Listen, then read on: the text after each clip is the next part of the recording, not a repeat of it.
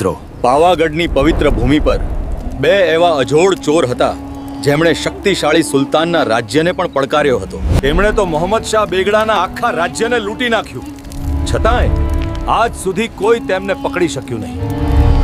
ને આશ્ચર્યની વાત તો એ હતી કે આ બંને ચોર જ્યારે પણ ચોરી કરવા નીકળતા ત્યારે ગઢ પાવાની મહાકાળી માતાને પોતાના સાથે લઈ જતા. સવાલ એ ઊભો થાય છે, આખરે કોણ હતા આ બે રહસ્યમય ચોર અને શું કારણ હતું કે ગઢ પાવાની મહાકાળી માતા પણ તેમને ચોરી કરવા જતા સાથ આપતી હતી? આવો જ આજે આપણે જાણીએ ગઢ પાવાની મહાકાળી માના પરમ ભક્ત એવા બે રહસ્યમય ચોરોના રોમાંચક ઇતિહાસ વિશે. અને એ જ સમયમાં પાવાગઢની ધરતી પર બે અજોડ અને રહસ્યમય ચોરો રહેતા હતા, એક ખાપરો અને બીજો ઝવેરી. આ બંને ચોર મહાકાળી માતાની અતિશય ભક્તિ કરતા અને ગઢ પાવાની મહાકાળી માના પરમ ભક્ત તરીકે જાણીતા હતા. તેઓ જે પણ ચોરી કરતા જ તેમાંનો ત્રીજો ભાગ તેઓ ગઢ પાવાના મહાકાળી માતાના ચરણોમાં અર્પણ કરતા.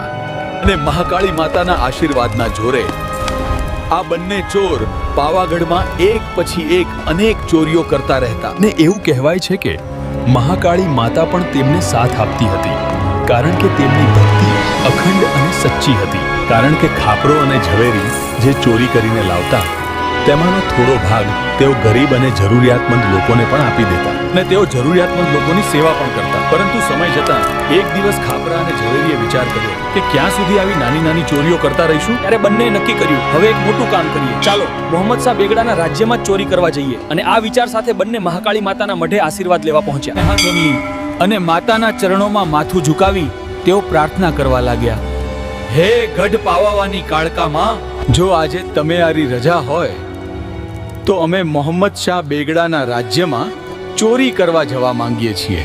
અને મહાકાળી માતા તેમની ભક્તિથી પ્રસન્ન થઈ અને આશીર્વાદ આપતા કહ્યું, મારા દીકરાઓ, તમે બંને મોહમ્મદ શાહ બેગડાના રાજ્યમાં ચોરી કરવા જઈ શકો છો. માતા આગળ બોલ્યા, હું તમારા સાથે છું, પરંતુ ધ્યાન રાખજો, આ તમારી પહેલી અને છેલ્લી ચોરી હશે. હા માડી, હવે પછી અમે ક્યારેય ચોરી નહીં કરીએ. હું કહીને બંને માતાના ચરણોમાં માથું ઝુકાવ્યું અને ત્યાર પછી જ રાત્રિના અંધકારમાં બંને પોતાની મોટી ચોરી માટે નીકળી પડ્યા. અને પછી બંને ચોર રાત્રિના અંધકારમાં રાજમહેલમાં પહોંચી ગયા અને ત્યાંના ખજાનામાંથી કિંમતી રત્નો ઉપાડી લીધા. પરંતુ રત્નો હાથમાં આવતા જ તેઓ વિચારમાં પડી ગયા. ત્યારે બંને ચોરોએ વિચાર કર્યો, જો આપણે આ ચારે ચાર રત્ન ઘરે લઈ જઈશું તો રાજાને તો ક્યારેય ખબર પણ નહીં પડે.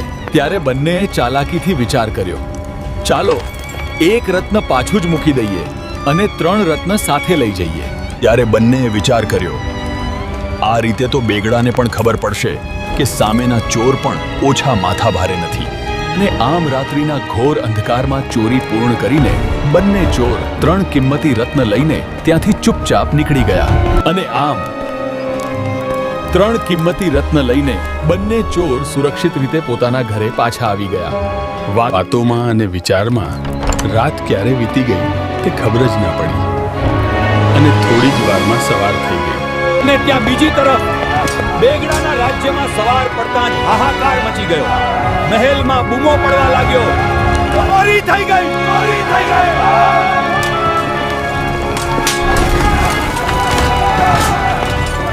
આ સમાચાર સાંભળતા જ બેગડો ક્રોધિત થઈ ગયો અને તેણે પોતાના વજીરને પૂછ્યું, મારા આવી હિંમતથી ચોરી કરે, મારા રાજ્યમાં આવી હિંમતથી ચોરી કરે એવો પાવાગઢમાં આખરે કોણ હોઈ શકે? મારી આટલી તાકાત હોવા છતાં કોઈએ મારા રાજ્યમાં ચોરી કરવાની હિંમત કેવી રીતે કરી? રાજાના આ પ્રશ્ન સાંભળીને વજીર નમ્રતાથી જવાબ આપવા લાગ્યો. વજીરે નમ્રતાથી જવાબ આપ્યો, હે હુજુર, આપણા પાવાગઢમાં 2 જેવા માથાભારે ચોર છે અને શક્ય છે કે આ ચોરી પણ એ બંનેએ જ કરી હશે. પરંતુ હે હુજુર, આજ દિવસ સુધી પાવાગઢના આ 2 ચોરોને કોઈએ પોતાની આંખે જોયા નથી. લોકોને તો માત્ર એમના નામ જ ખબર હતા, ખાપરો અને ઝવેરી, પરંતુ આજ સુધી કોઈએ તેમને પોતાની આંખે જોયા નહોતા. રાજાએ આખા પાવાગઢમાં ઢંઢેરો પીટાયો કે ખાપરા અને ઝવેરીને ખબર પડે તેને હું જે ઢોળિયા ઉપર સૂવું છું તેના ચારેય પાયા તો સોનાના છે. અને રાજાએ ખુલ્લો પડકાર આપ્યો, જો ખાપરા અને ઝવેરીએ સાચે જ પોતાની માનું દૂધ પીધું હોય તો તેઓ ફરી મારા રાજ્યમાં ચોરી કરીને બતાવે, અને એ પણ ખાસ કરીને મારા ઢોળિયાના ચારેય પાયા ચોરીને બતાવે.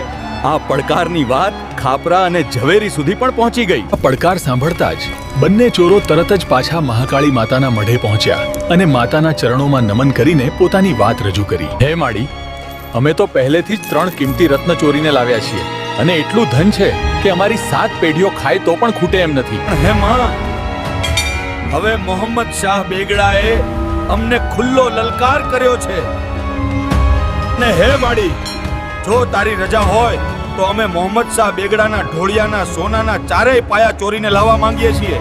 ત્યારે મહાકાળી માતા કૃપાથી પ્રસન્ન થઈ બોલ્યા, હું હંમેશા તમારી સાથે છું.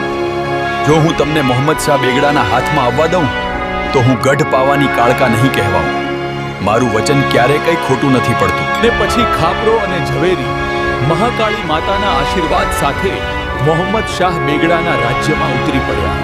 ને ત્યાર પછી મહાકાળી માતાએ પોતાના દિવ્ય ચમત્કારથી આખા રાજ્યમાં રહેલા દરેક માણસને ઘેરી ઊંઘમાં સુવડાવી દીધા. અને પછી ખાપરો, ઝવેરી અને મહાકાળી માતા રાજાના ઢોળિયા સુધી પહોંચી ગયા. અને પછી ખાપરો અને ઝવેરી એક પછી એક બેગડાના ઢોળિયાના સોનાના પાયા કાઢવા લાગ્યા.